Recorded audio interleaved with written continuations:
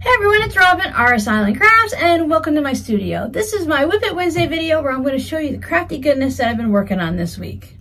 I hope everyone survived that nasty winter storm that came through just before Christmas or right around on Christmas. When I checked the weather map for the US, a good 95% of the map was covered in the snow colors, so everyone was getting something from this storm, whether it was cold weather or snow. We are in that week between Christmas and New Year's. I call it a free week because you don't have any more obligations really from Christmas time, unless you have a few gifts that you need to finish up that you didn't get done in time.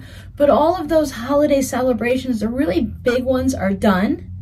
And you don't have to worry about the new year yet because it's still a few days away. So you have this week where a lot of people are on vacation, many companies are closed, and you just get to do what you want to do with that time. There's no school. It's just a nice little week. You know how I'm spending that week. I'm spending that week right here in this very spot working on sewing projects. Because again, so what did I finish?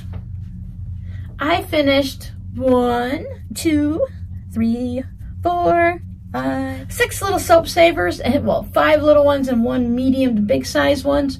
When, as you saw in the video, I was just trying out the different sizes to see if I could get them to work and which one would work best. So thank you guys so much for watching that video. Soap savers and soap pouches like this have been around for so long. I'm sure there was something that was around way back when, even in Little House on the Prairie time. It just makes sense to save the little slivers of soap, and then nowadays just to put the bar of soap in there. So I think it'd be really great for those that go out on camping trips, and as I mentioned, the kids that go away to camp and stuff. It just seems like a really great idea. I've never been to camp, and I've only been camping a few times, but having my soap right here and hanging up in a tree or something just sounds like a good idea. I finished off the snowmen finally too. This is from a wool kit that was sent to me a couple years ago. I just added some blue blender fabric onto the back. It's just a basic quilting cotton. I didn't want to put wool on it because I did the stitch and flip where you put them right sides together, stitch around, leave an opening, flip it, and then stitch around again. I didn't want to put binding on it. That was my first thought, but it was just, the wool makes it just so thick that I was just worried about how thick it was going to end up being. And not just putting it through the sewing machine, but just the fact that it's going to look thick. I think those colors are pretty accurate. So this guy is going into my Etsy shop. Another item that's going into the Etsy shop will be the half square triangle, the blue and white half square triangles. This one reminds me of the sails on sailboats. A lot of times you'll see a 4 patch of them in a quilt, and then the blue colors can just remind me of water. So I bordered it with the batik fabric, and then I used the same batik on the binding. On the back, I just used some of this blue fabric. I think this is just about the last of it that I have. It's now scraps in the scrap bin, not that I scrapped it. And these look like they are just from Charm Squares. I believe these were sent to me. Pretty sure I didn't sew these. I'm like 100% sure I didn't sew these.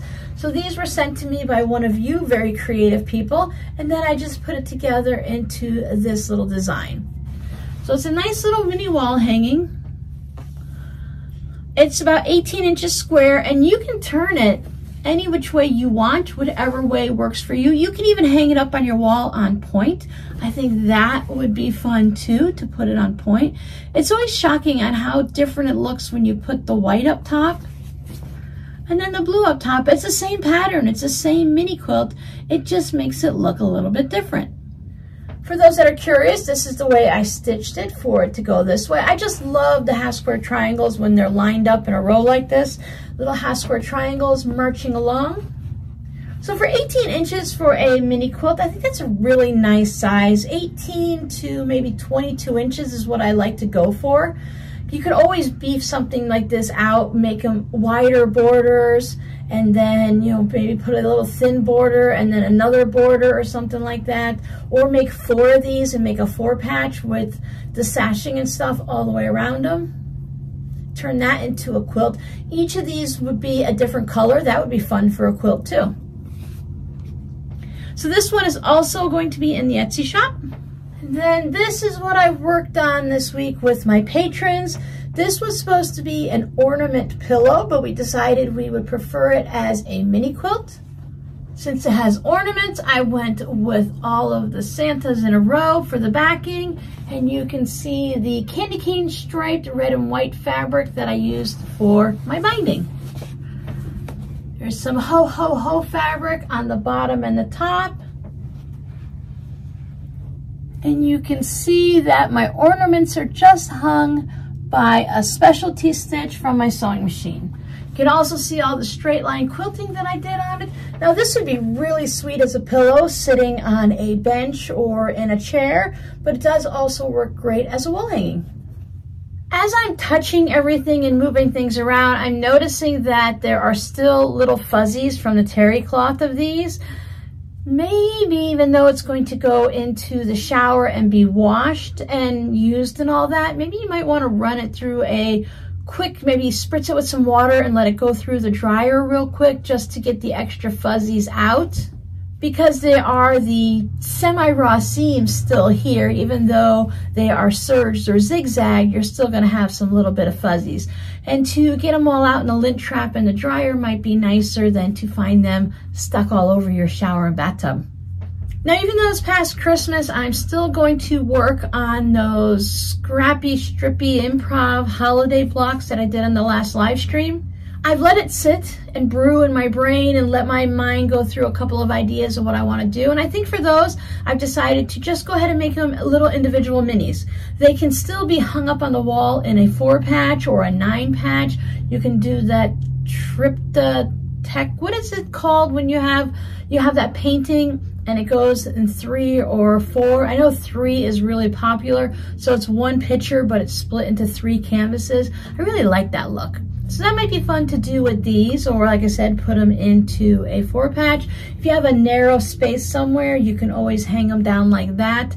Maybe put a ribbon in between. You can just either pin or just lightly tack with a couple stitches a ribbon in between and then hang them down like this, so that later on, if you want to lay them down as a candle mat or put them somewhere else, you can easily remove that ribbon. That might be fun too. You can just put a safety pin in it and it would be fine. So then I'm going to finish those off. Hopefully, I think I'm going to pick those up this week. I'm going to go a really simple route since I've done all of the actual, I don't want to say hard work, but I've done all the main work. I think just some fusible fleece would be great for those.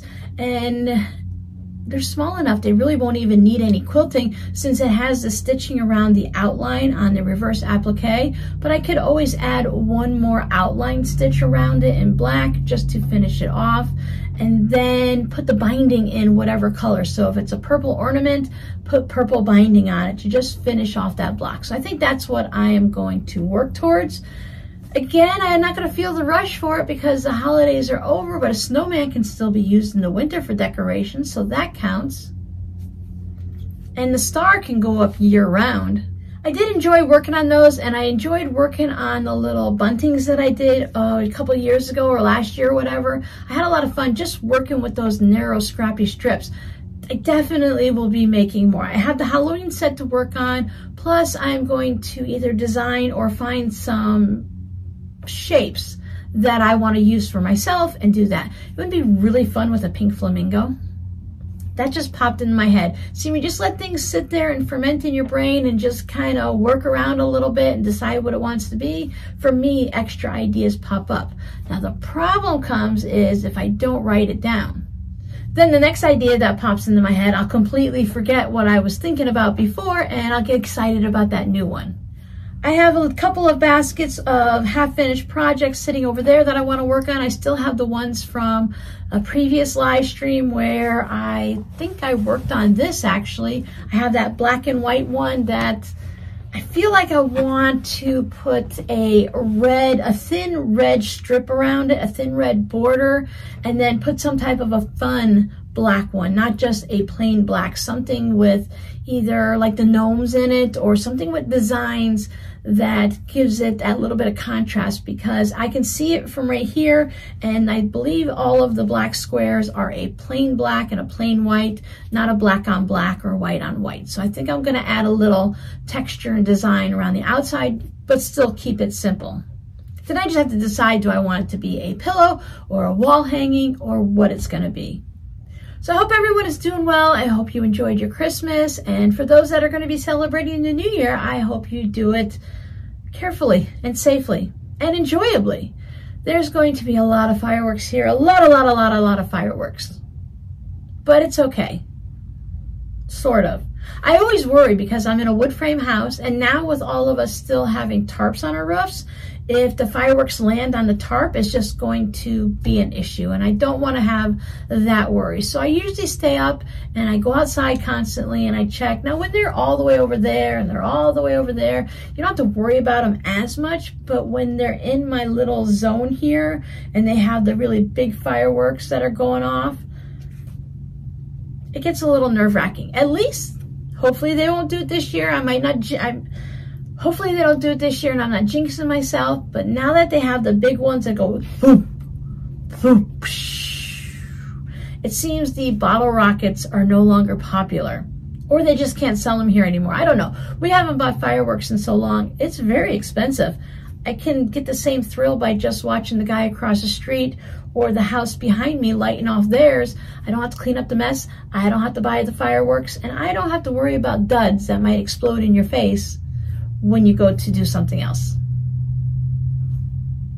So your scrappy word for today is celebrate. Do you celebrate the New Year's? Do you have, what's it, black-eyed peas and some type of greens? I know that's a really popular thing. Going into the New Year is supposed to wish you luck and give you good luck and everything like that. I did that for several years just because I love black-eyed peas. Anyways, we would have it with rice, and maybe that's why we didn't get good luck from it. Maybe we didn't have collard greens. That's what you're supposed to have. I don't really care for collard greens, probably because I've just never cooked them the right way or seasoned them the right way. I don't know, but yeah, I just stick with just whatever I happen to have on New Year's. I think a homemade pizza is a great way to ring in the New Year. They say whatever you do on the first day of the year is what you're going to do for the rest of the year, so make sure it's something good. Don't clean your toilets on the first day. Don't do the dishes. Don't go grocery shopping. Don't make a big meal on New Year's Day. Prepare all of that the day before so that you can relax and sew and do something enjoyable on the first day of the year, so that will carry you through the rest of the year. And even though a lot of these things aren't actually true, they're wives' tales, it's still nice to have that thought that, at least for today, I know what I'm doing today is making me happy. And if it helps me throughout the rest of the year, great. And if not, I've had this one day, and I know that I'm going to have many more throughout the year. So I hope everyone has a wonderful New Year's Eve and New Year's Day. I guess I can officially do that thing that a lot of people say and say, well, bye, see you next year.